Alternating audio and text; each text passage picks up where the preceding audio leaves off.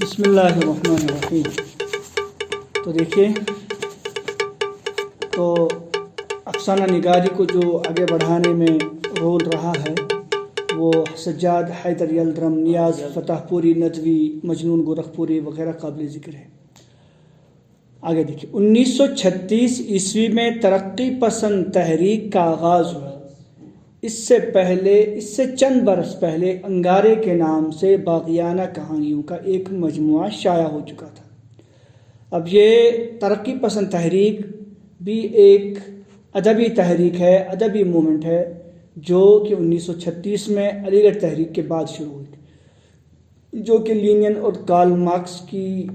سوچ اور ان کے خیالات سے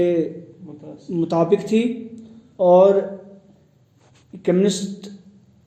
جو ہے طرح کے تھے، اور ان کے جو خیالات تھے وہ وہی کمیونزم سے متاثر تھے۔ تو بہرحال ان کا مقصد جو تھا وہ یہی تھا کہ ہم اس ہندوستان میں لوگوں کو انگریزوں کی غلامی سے نجات دلائیں۔ یہی وجہ ہے کہ یہ تحریک 1947 میں اختتام کو پہنچی، لیکن ان 10-12 سالوں کے درمیان اردو کو اس تحریک کی وجہ سے بڑا خاصا بہت زیادہ فائدہ ہوا۔ تو بتائیے، اس سے چند برس پہلے انگارے کے نام سے باغیانہ کہانیوں کا ایک مجموعہ شائع، اگرچہ یعنی 1936 کے اس ترقی پسند تحریک کے وجود میں آنے سے پہلے ایک باغیانہ کہانیوں کا ایک مجموعہ شائع ہو چکا تھا، جس نے باغیانہ یعنی نہیں، باغی سے مراد باغی جو ریوولٹ کرتے، ہاں بالکل، جس نے موضوع اور فن دونوں اعتبار سے ایک ایسی بغاوت کی بنیاد ڈال دی تھی جس کے بغیر کسی جہان نو کی تخلیق نہیں ہو سکتی۔ تو موضوع اور فن یعنی اس کے اندر میٹیریل بھی ایسا تھا اور آرٹ بھی، کاریگری بھی ایسی تھی، دونوں اعتبار سے ایسی بغاوت کی بنیاد ڈالی، ایسی ریوولٹ کی انہوں نے جو ہے فاؤنڈیشن ڈالی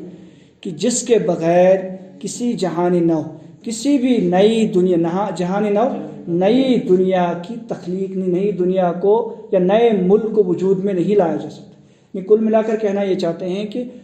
جو بھی بعد میں انگریزوں سے آزادی کی وجہ بنی یا اس میں جو بھی اصطلاحیں استعمال کی گئی وہ وہیں سے ملی ہوئی، ٹھیک ہے۔ کسی بھی نئی دنیا کی، نئے ملک کی کو پیدا کرنے نہیں کی جا سکتی ان کے بغیر۔ چنانچہ دیکھتے ہی دیکھتے چند برسوں میں سعادت حسن منٹو، کرشن چندر، راجندر سنگھ بیدی، عصمت چغتائی کے ہاتھوں اردو افسانے نے بے حد ترقی کی، ہے نا۔ یہ کئی نام، یہ بہت بڑے بڑے نام ہیں۔ سعادت حسن منٹو مشہور افسانہ اور ناول نگار، کرشن چندر یہ بھی بڑے افسانہ نگار اور ناول نگار دونوں ہے۔ راجندر سنگھ بیدی بڑے زبردست، بڑا نام ہے ان کا۔ عصمت چغتائی بہت زبردست اس کا بھی نام ہے۔ لیکن یہ سب کیا تھے؟ کمیونسٹ تھے۔ سب کیا تھے؟ جیسے عصمت نام لگ رہا ہے مسلمان، لیکن یہ کیا تھی؟ کمیونسٹ تھے، ان کا کوئی مذہب نہیں تھا۔ بہرحال بے حد ترقی کی اور زندگی کے گونوں گو مسائل، زندگی کے جو مختلف قسم کے مسائل، طرح طرح کے مسائل، طرح طرح کے مشکلات سے بھرپور انداز سے لکھا جانے لگا، ٹھیک ہے۔ تو انہوں نے مختلف قسم کے مسائل کو پیش کیا۔ اس کے ساتھ ساتھ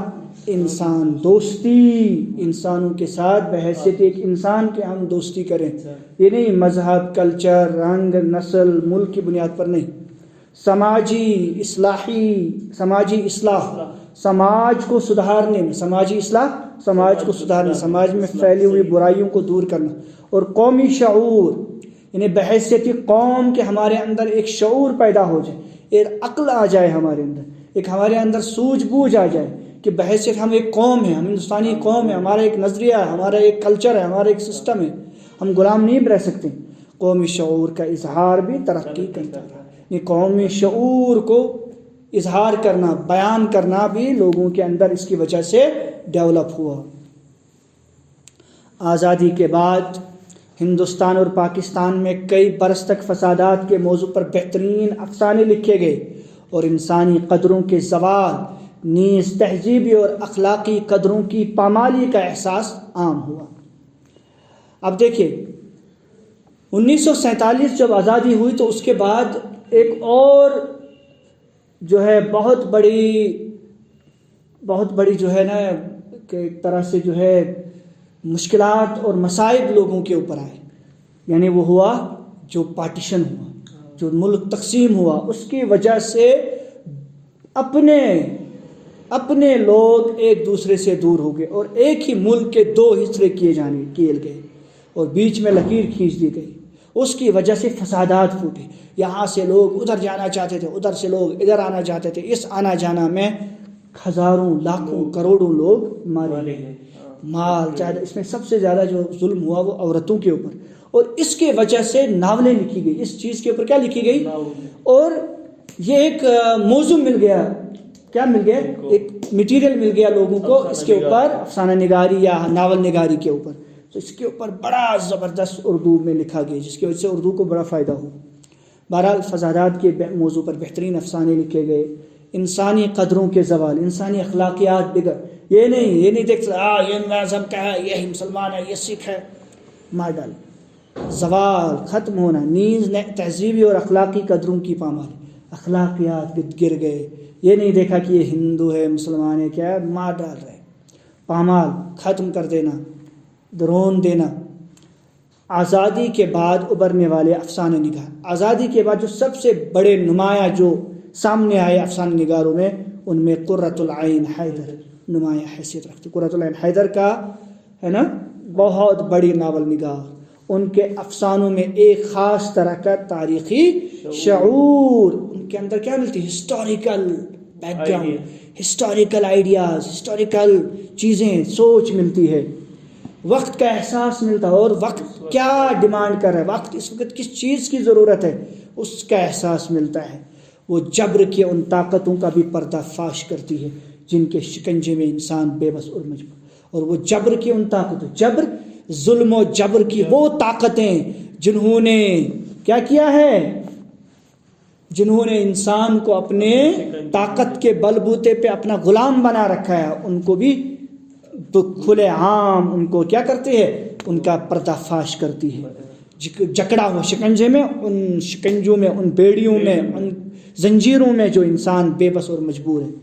1955 اور 1960 کے آس پاس اردو میں علامتی افسانے کا آغاز۔ علامتی سے مراد ہے کسی چیز کو علامت بنایا گیا، کوئی چیز سمبل کے طور، سمبولک افسانے بھی لکھیں گے، سمبولک، ٹھیک ہے، کسی چیز کو علامت، یعنی کوئی چیز علامت بن گئی، اس کا مطلب تھا یہ سمجھا جاتا تھا اس سے، ٹھیک ہے، جیسے خونی لکیر، لکیر سے مراد تھا جو پارٹیشن ہوا، خونی لکیر سے مراد کیا تھا، آگ کا دریا، آگ کا دریا سے مراد کیا تھا، وہی پارٹیشن مراد تھا۔ تو اس طرح کی علامتی افسانے بھی لکھے گئے اس رنگ کے نمائندہ افسانہ نگاروں میں۔ ان میں کون کون سب سے بڑے افسانہ نگار ہیں؟ انتظار حسین، سریندر پرکاش، انور سجاد، رشید امجد وغیرہ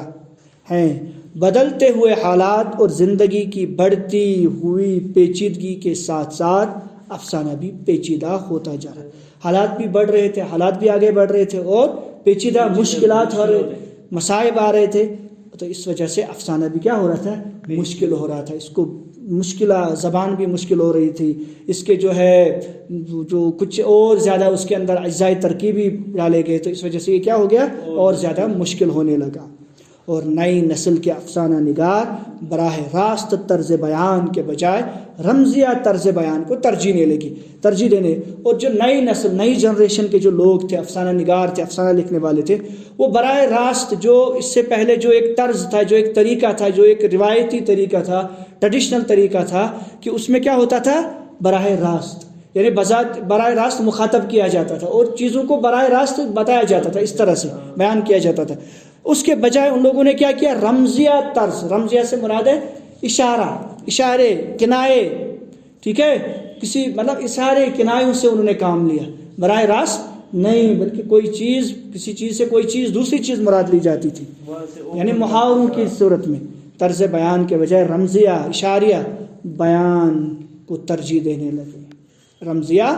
طرز بیان۔ افسانے میں حقیقت نگاری کی روایت کو آگے بڑھانے والوں میں اب افسانے کی اس حقیقت نگاری یعنی ریئلٹی، اس میں ریئلٹی بیان کی جائے، اس رواج کو آگے بڑھانے میں جو زندہ رکھنے والوں میں اختر اورنوی اور رینوی، علی عباس حسینی، احمد ندیم قاسمی، بڑا نام ہے احمد ندیم قاسمی، حیات اللہ انصاری، بڑا نام، خواجہ احمد عباس، سہیل عظیم آبادی، غلام عباس، صالحہ عابد حسین، اشفاق احمد، بڑا نام، شوکت صدیقی، رام لال، غیاس احمد غدی، جوگندر پال، سلام بن رزاق، انور خان، احمد یوسف خاص طور پر قابل ذکر ہے۔ تو یہ بہت اتنے سارے افسانہ نگاروں کے نام ہیں، ٹھیک ہے، باقی سب